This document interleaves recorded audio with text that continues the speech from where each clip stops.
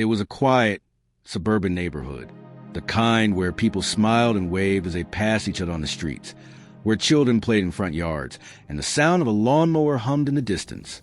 For John and Mary, life had always been simple.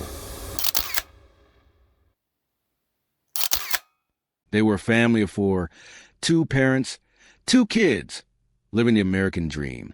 John worked as an auto mechanic, while Mary was a stay-at-home mom, dedicated to raising their 2 children, Sarah, 15, and Luke, 10. In their home, there was laughter.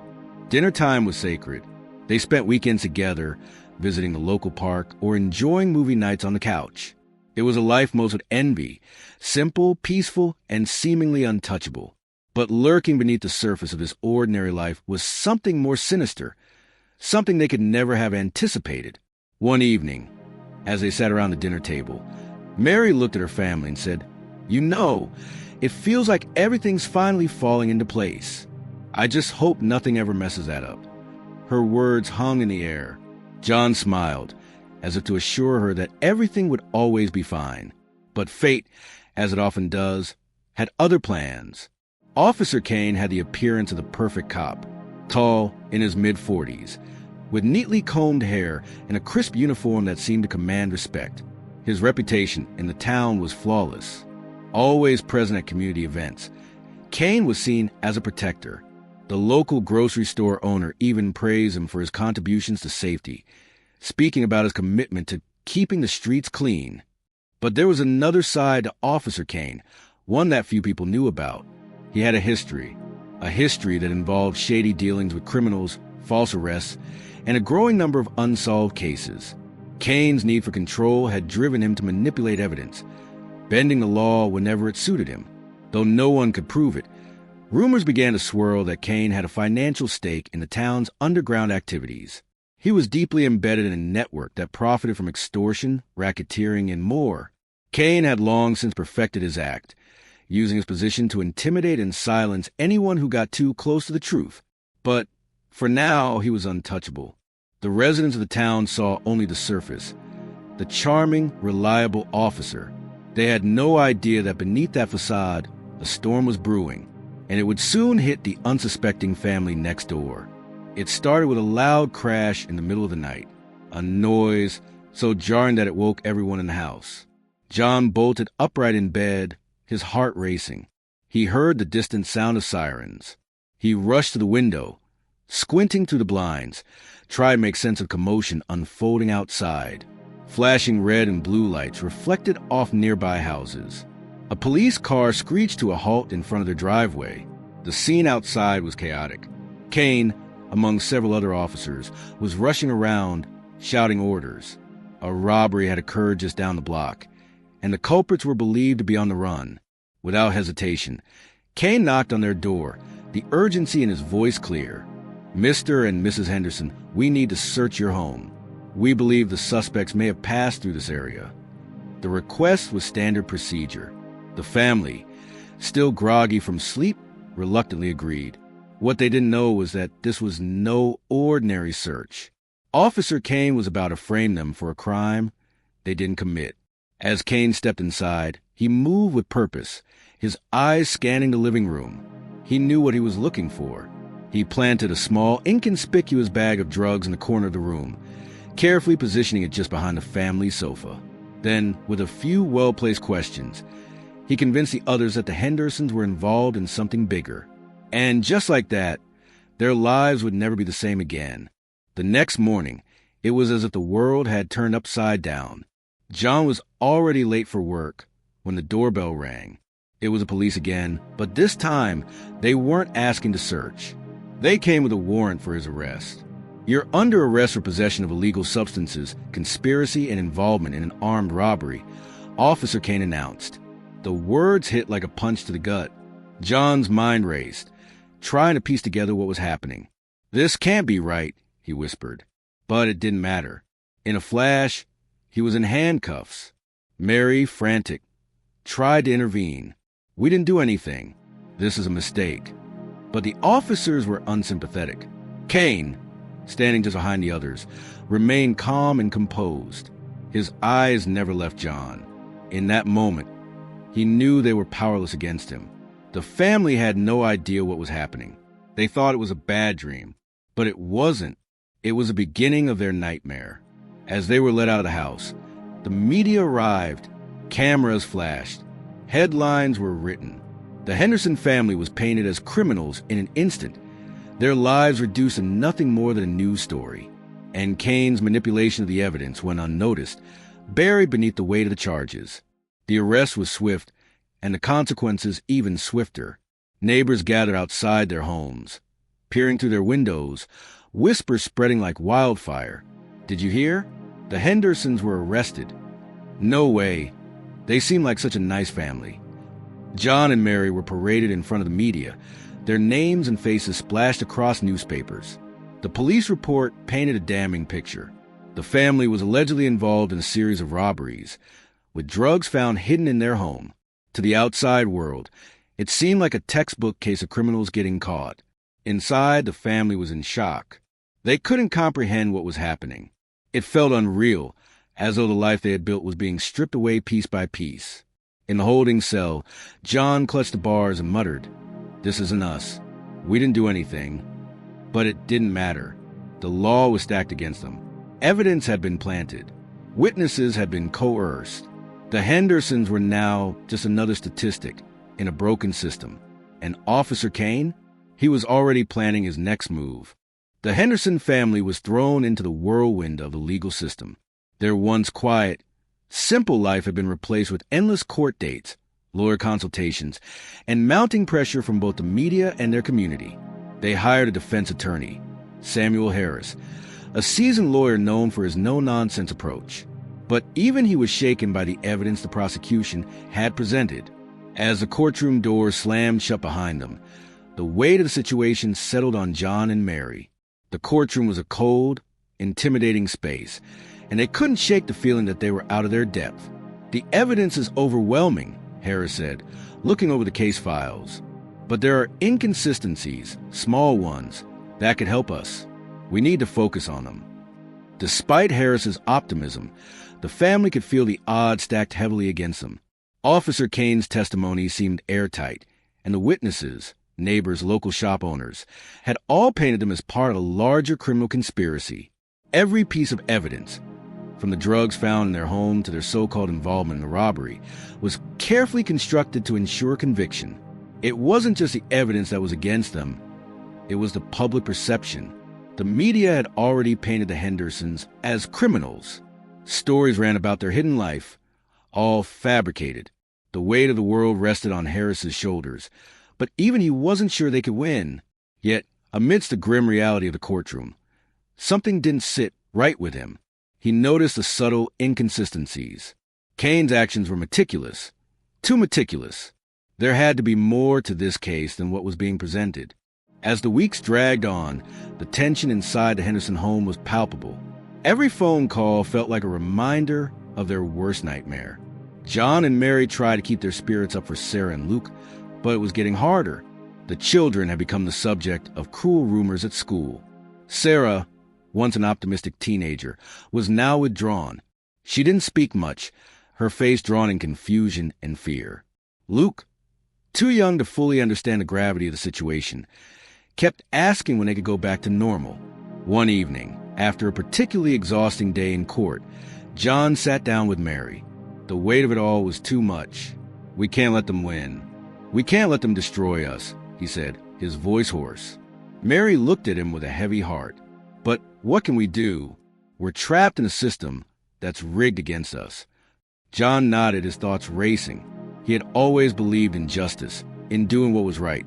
But now the system seemed like it was designed to crush people like him. They were fighting for their freedom. But more importantly, they were fighting to preserve their dignity. Days turned into weeks, and the trial seemed to stretch on endlessly. The family situation grew bleaker, with the prosecution tightening their grip. But just when it seemed like all hope was lost, a breakthrough came. A local journalist named Kate Thompson had been following the case closely. She had always suspected something was off about the Hendersons' arrest. Her instincts told her that the story being told by the police didn't quite add up. Kate had spent days digging into Officer Kane's past. She started by visiting the old police records, speaking to former colleagues, and even people Cain had arrested. She uncovered a troubling pattern.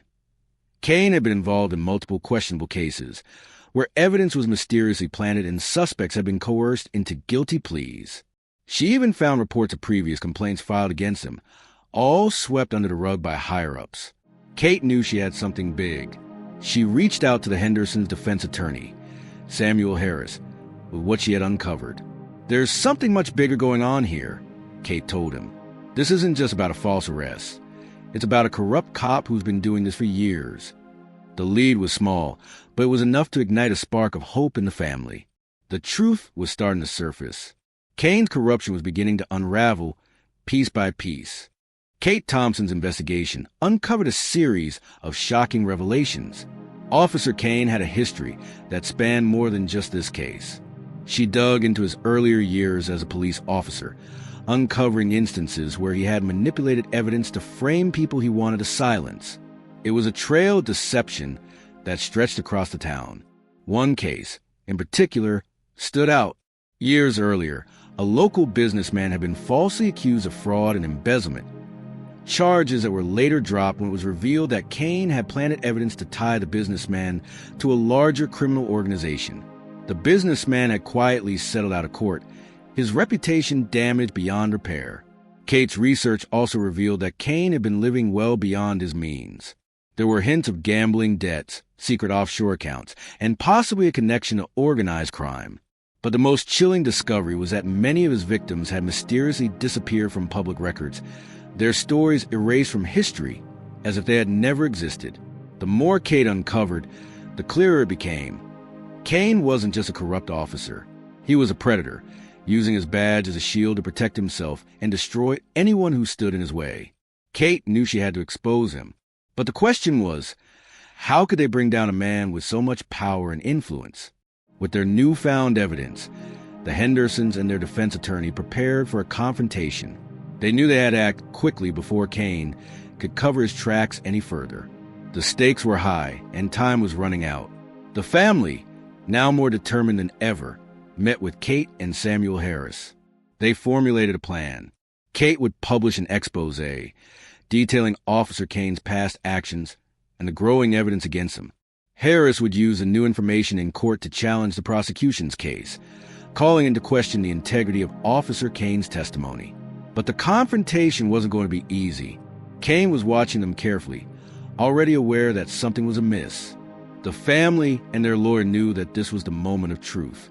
They had to put everything on the line. They would expose the truth, or they would lose everything.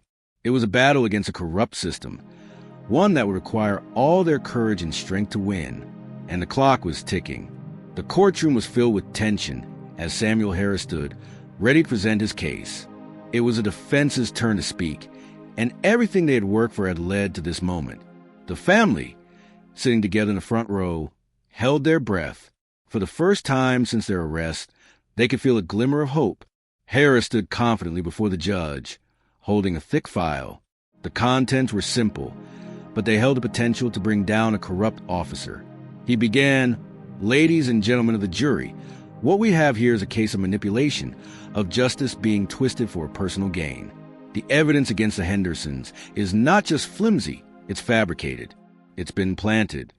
The prosecutor shot him a sharp look, but Harris pressed on. He introduced the newly uncovered documents, the ones Kate had uncovered, the records detailing Cain's history of misconduct, the witness testimonies of former victims, the false arrests and the cover-ups. Each piece of evidence painted a dark portrait of Officer Cain, revealing his true character as someone who had abused his power for years. As Harris revealed each detail, the tension in the courtroom mounted. Cain, seated at the prosecution's table, tried to maintain his composure, but his hands trembled ever so slightly. The truth was starting to unravel, and he could feel it. Harris's voice cut through the silence. The Hendersons have been the victims of a system that has failed them, a system that allowed a corrupt officer to frame them for a crime they didn't commit. The prosecutor was left stammering, unable to counter the mounting evidence. The truth was undeniable. The tide had shifted. Cain could no longer control the narrative. The trial continued, but with each passing day, the cracks in Officer Kane's testimony grew wider.